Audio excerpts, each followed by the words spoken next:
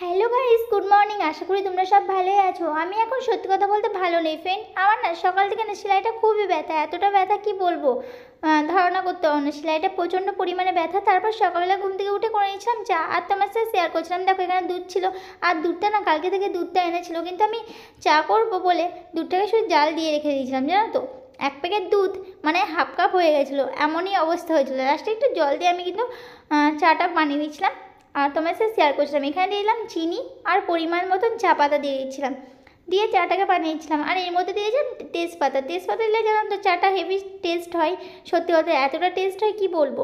আমি কিন্তু আদা ফাদা দিয়ে করিনি, আমি শুধু তেজপাতা দিয়েই করেছিলাম। তারপর চা এদিকে হয়ে গেছিলো, আর এদিকে আমি বসিয়ে দিয়েছিলাম ভাত। এদিকে ভাত বসিয়ে আমি এবার চাটাকে এবার ভালো করে ছেঁকে নেবো, কেন একটাই গ্যাস আমাদের, আর একটা গ্যাস খারাপ। যেহেতু পয়সার অভাবে আমি একটা গ্যাস কিনতে পারছি না, সত্যি বলতে যে গ্যাস কিনবো একটা, সেই গ্যাসটা কেনার মতো এখন ক্ষমতা নেই যে একটা গ্যাস কিনবো। তো একটা চুলোতেই রান্না করতে হয় খুবই কষ্ট করে, প্রচণ্ড পরিমাণে কষ্ট হয় একটা চুলোতে রান্না করতে। মনে হয় রান্না করতে গেলেই মনে হয় অনেক টাইম কেটে যায়।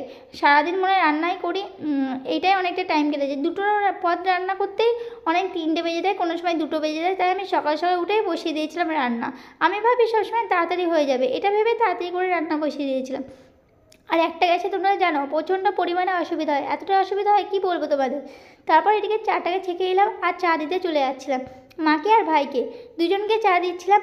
আর তোমার সাথে শেয়ার করছিলাম, দেখো আমার কিন্তু চা এদিকে রেডি হয়ে গেছিলো, সেটাই তোমার সাথে দেখাচ্ছিলাম। আর এইদিকে দুজনকে চা দিয়ে আসতে যাচ্ছিলাম।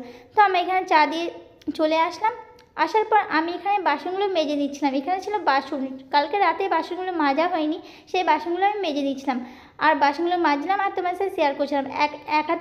একা একা তো ভিডিও করছিলাম, তাই ভিডিওটা রেখে করছিলাম এক জায়গায়, সত্যি কথা বলতে। তাই ভিডিওটা দেখো, তোমরা দেখলে বুঝতে পারবে। আর বোন তো ওইদিকে ঘুমাচ্ছিল, সেই জন্য ভিডিও কে ধরে দেবে, তো একা একাই ভিডিও বানাচ্ছিলাম এদিকে।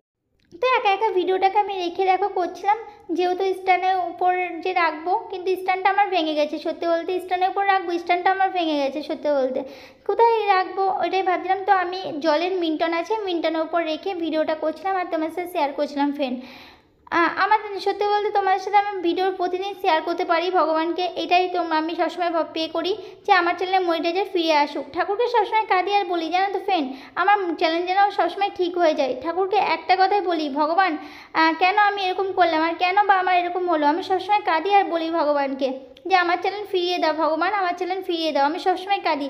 আর এদিকে দেখো ভাতটা বসিয়ে দিয়েছিলাম, এদিকে ভাতটা ফুটার মধ্যে তোমার সাথে শেয়ার করছিলাম। এদিকে ভাত করে নিয়েছিলাম, আর ভাত এদিকে দেখো হয়েও গেছিলো। আমি এদিকে উপর দিয়েছিলাম ভাতটাকে, ভাতটা উপর দিচ্ছিলাম আর তোমার সাথে শেয়ার করছিলাম।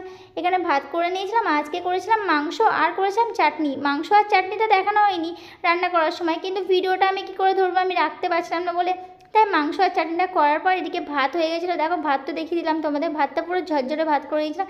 তো স্নান টান করে তারপর চলে এসেছিলাম, এখানে মাংস আর চাটনি করেছিলাম আর ভাত করেছিলাম, সেটা তোমার সাথে শেয়ার করছিলাম। এবার খেতে বসে যাবো।